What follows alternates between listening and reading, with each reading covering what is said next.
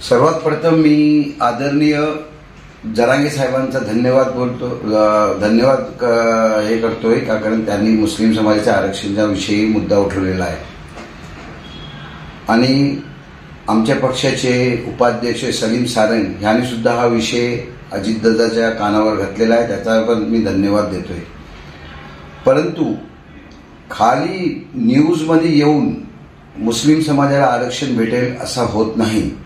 याकरिता मुस्लिम समाजाचे जे नेते मंडळी आहे, जे मुस्लिम समाज ह्यांच्या पाठीशी आहे असे आपल्या समजतात, अशा नेता मंडळीशी माझी विनंती आहे की आपण आदरणीय मुख्यमंत्री साहेब, आदरणीय दोनों उपमुख्यमंत्री ह्यांची भेट घ्यावी आणि भेट घेऊन जर आरक्षण भेटत नाही तर आंदोलनाची दिशा ठरवा. आम्ही तुमच्या संगती आहोत. कुठल्याही परिस्थितीमध्ये आम्ही तुमच्या संगती राहू. कुठल्याही प्रकारचं आंदोलन करा, आम्ही तुमच्या 100% संगती येणार.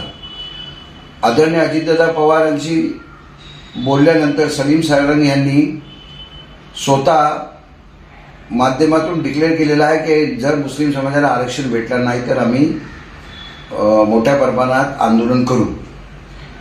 यांचा हा जो सलीम सारंग यांनी जो माध्यमातून जो आपला जो काय बोलतात त्याला आपण आवाज उठवलेला आहे, त्याबद्दल आम्ही त्याचा धन्यवाद मानतोय आणि आम्ही त्याच्या संगती राहू. हे अगदी 100% गॅरंटीच्या संगती मी सांगतोय की आम्ही त्या मुस्लिम आरक्षणासाठी त्यांच्या संगती राहू. परंतु आज महाराष्ट्रामध्ये महायुतीची सरकार आहे आणि एक आपल्याला आश्चर्य वाटतोय की आज महायुतीपासून मुस्लिम समाज लांबवलेला आहे, लांबीवर गेलेला आहे. मुस्लिम समाजाचा विषय जो आहे, मुस्लिम समाजाला असा वाटतोय की हे महायुतीची सरकार जी आहे ती मुस्लिम विरोधी आहे आणि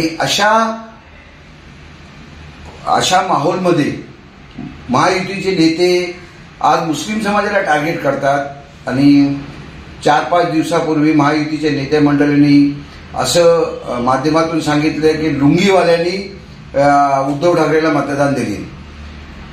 जर मुस्लिम समाजाला जर तुम्हाला जवळ करायचं असेल तर अशा स्टेटमेंट देण्यापासून तुम्हाला थांबलं पाहिजे.